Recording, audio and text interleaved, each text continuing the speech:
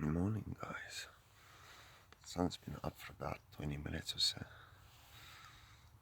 I slept so well actually last night. Only turned twice, that I remember. I need to wake up now because I am on private property, I think. So I have to get up, back up and go. It's such a nice camping spot though. I would just love to stay here a bit longer, but I have to get to town. Only about 50 kilometers outside town, so I should be able to get there in about an hour and a half if I take it slow. I'm in no mood to rush today. I did a proper distance yesterday, so with all the pain and stuff I went through, I'm gonna take it so slow today. Anyway, let's get up and back up and get going. So guys, that was camp for last night. I'm backing up already. I had the saw back tied to that tree, and there's the tent. I already rolled up the sleeping mat or this sleeping bag, and I did my bathroom business in the forest this morning. You probably don't want to hear about that, but it was okay. It was actually pretty decent. I had a nice little setup there. I'll post a pic of the pre-setup, just to give you an idea of how it works. Because that's ironically something people tend to ask me is, where do you go? And while it's mostly petrol stations, you do have to occasionally use the outdoor facilities that nature provides. And I mean, this was an A-class facility. Like I said, I'll show you a picture. So there's two ways that you can do it. You can either have like a log that you basically sit over and then just extend yourself past the log, or you can just hang onto a tree, like grab onto it with both hands and lean back. Now I always prefer the log method. If you have a log nearby, obviously that's the most comfortable. You can sit, relax, go about your business. And if that's not available, then you can always use the other method.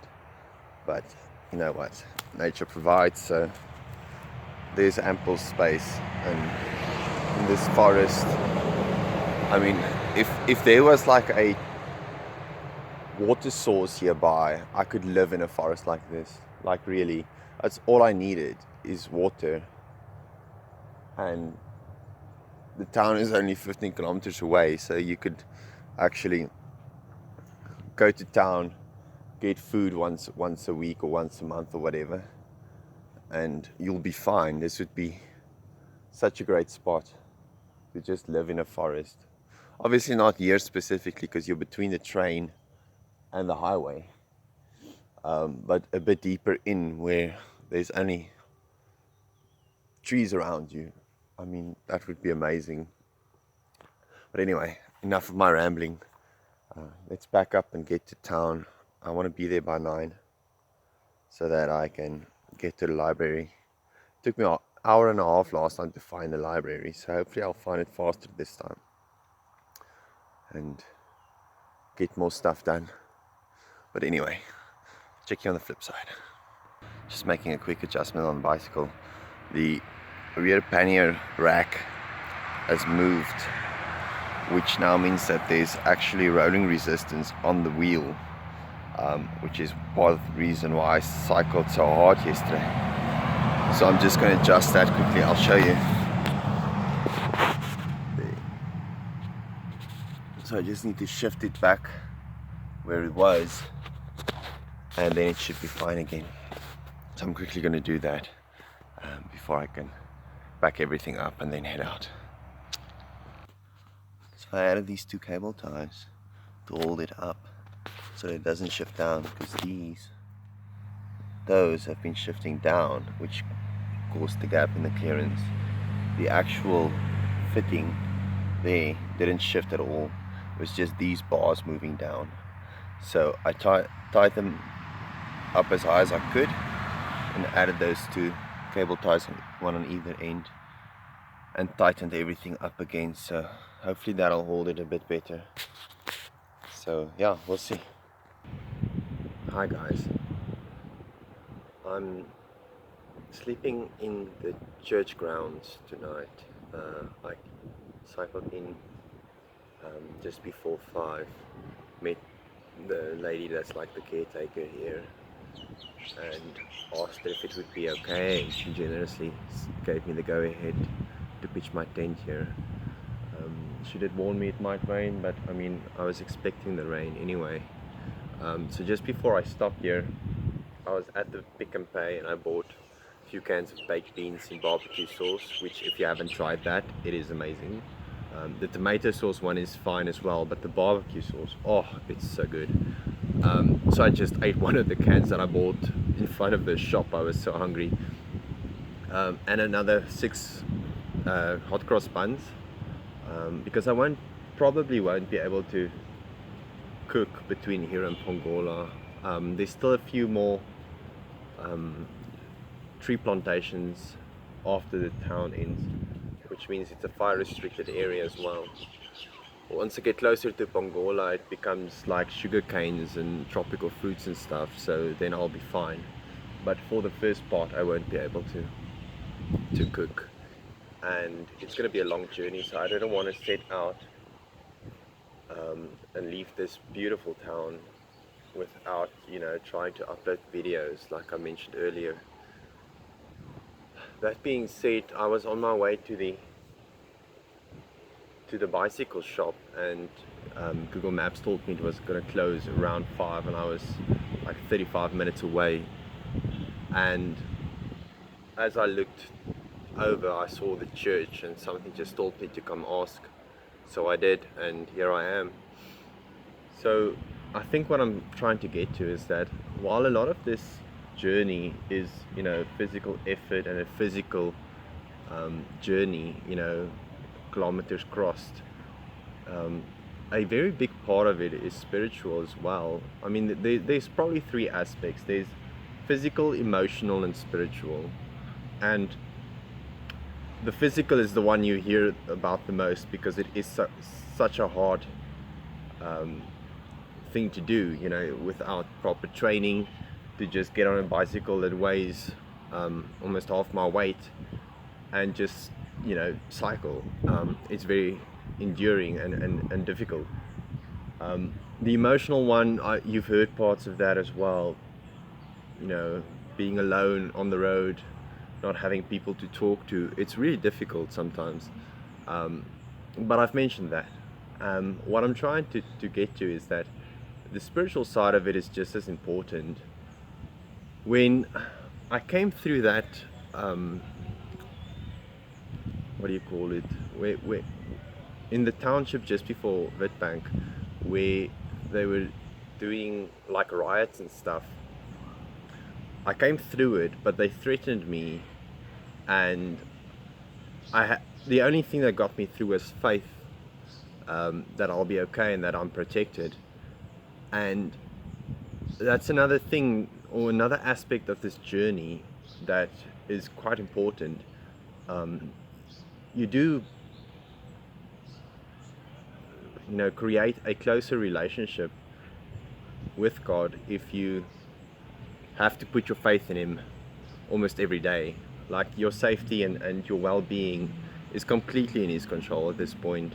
And people say I'm a brave man for doing this, because South Africa is a dangerous place. You know, there's crime everywhere, violent crime, not just theft and stuff, but violent crime everywhere. And that's true, I mean, it is. But I'm not a brave man. I just have faith that I'll be protected. And if it's my time to go, then it's my time to go. And there's absolutely nothing I can do about that. You know, it could happen on the road in the middle of nowhere, or it can happen back at home while I'm crossing the road. You know, if it's your time, it's your time. So I just wanted to mention that being in a place like this, it's absolutely breathtaking, this church as well. It was designed quite a few years ago by a very famous architect. He actually designed quite a few buildings of historic note, and I'll put his name down. I can't remember his name right now, but I'll put his name as a little subtitle or something. And being in a place like this and speaking to that lady, it just kind of reminded me that, you know, I'm here by his grace and not my own. Yes, my legs carry me, but he gives me the strength to keep going. And I want to take this opportunity to say thank you to him for that, because if it wasn't for him, I wouldn't be here. I know that. It's blind faith that got me through here, through 2 years, you know, through those dangerous spots. And while a lot of things go wrong and I complain about a lot of small things because they're demoralizing, at the end of the day I'm still going, and there's no other way to see it than to accept that, you know, he's leading me where I need to be. Morning guys, it's just past 6. Been lying in a bit. I have to be out of the church grounds by 8, but there's still a lot of time. It rained last night and this tent was actually quite dry. The outside is, you know, has lots of droplets on it at the moment, but other than the sound, the rain didn't affect me at all. I was dry, I was warm, so I actually slept quite well. Anyway, I'm gonna head to the library a little later and then try and upload some videos, and then we'll see where the day takes us from there. Anyway, I'm gonna lie in a bit and read some for about an hour till 7, and then get up, back up. It's not raining anymore. It's cloudy. It doesn't look like it's going to rain imminently. And there was camp last night. I slept quite well actually. And now I'm in a town. There's a lot of noise outside, trucks and stuff passing by on the highway or main road. That's basically the highway. It cuts through town. I slept fine. The grass was nice and soft, so that obviously helped. And yeah, I think I'm rested. I need to get to the library and try and upload some videos. Maybe edit the one from yesterday as well. And then take the long road to the next town that's over 100 kilometers away. So yeah, let's get going. Pack up the tent. I have a small cloth to wipe it down with. But it's probably still going to be slightly wet. So yeah, we'll see.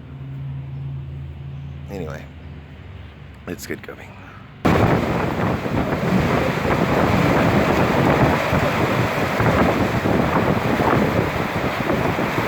Hi guys, just an update for the day. I spent most of the day in the library till about 3:30 and uploaded a few videos,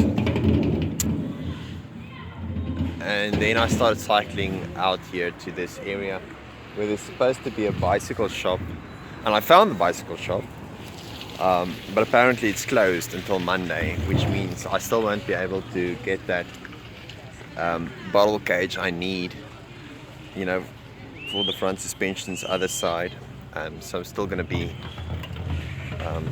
you know, a bottle cage short, but that's fine. I mean, I've been surviving with it like that for a while. Anyway, so I was standing over there getting water from that tap on the corner there. Yeah, there's a tap there, and I got water there, and we saw a heavy storm approaching. I thought I'd be able to, you know, get out of town before the storm hits. And while I was getting water there and talking to this one guy who actually directed me to the water, it started dripping, but very big drops, but very few. And he told me I should maybe take shelter in the hardware store, which is like just across the road over there. You know, and within like probably about 20 seconds, the time it took from me to walk over from there to there, it just, like the heavens floodgates opened and it just crashed down, and it started hailing within a few minutes as well. So sadly, I got soaked, the bike got soaked, my sleeping bag is wet, everything's wet. Before I could even react, I have plastic bags to put the sleeping bag in it before it starts raining, but it just happened so fast. I wasn't expecting that. So anyway, the guy I was talking to and told me to take shelter in the hardware store, he's actually offered me a place to sleep. It's nothing fancy, just but a warm bed at least and a shower. So I'm going to take him up on that. And I'm starting to really get worried about the next stretch of the trip. There's basically I'm heading to St. Lucia using the old or the national highway, which is the fastest route. But apparently it's very dangerous from here to there. Like, if I try and cycle at night, something might happen. If I sleep next to the road, something might happen. I'm just hearing these warnings from everyone that I speak to, and I've been hearing them from Middelburg all the way to here now, and it's really starting to get to me now. I'm slightly concerned, but I don't have choices at this point. I need to make it there. So I'm gonna keep going. Obviously not now, because my sleeping bag's wet and I have an offer of a warm bed. I will definitely, utilize that offer. But early morning, I'm gonna set out and head to Pongola. I might change the route if I can find a better way there. I might rather do that. But it doesn't sound like a different route is going to be safer. So, and the road to Pongola, the big problem with that is it's long distances between the towns, which means I am worried about water. Finding places to fill up is exceptionally difficult if there's no towns. So that's also a big concern. Other than the safety, the water is probably foremost on my mind about things to worry about. So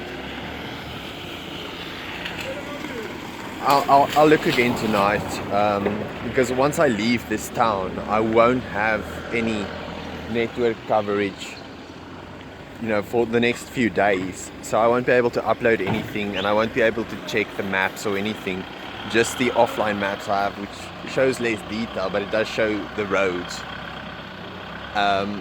So, I'll see what happens and decide.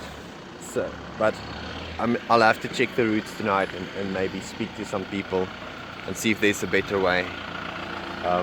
Because I got soaked, I changed into my raincoat. I was actually, because the rain stopped, I thought I'd make the most of the little bit of daylight left. But then I got the offer. Then I got the offer of a warm bed, so obviously I'm not going to keep going. So, but anyway, I'm going to speak to a few people around here that know the area and see if another route might be better than, going through Pongola using the Intu. So we'll see. I can only go on what people tell me and what I see online, so we'll see what happens. I'll keep you posted.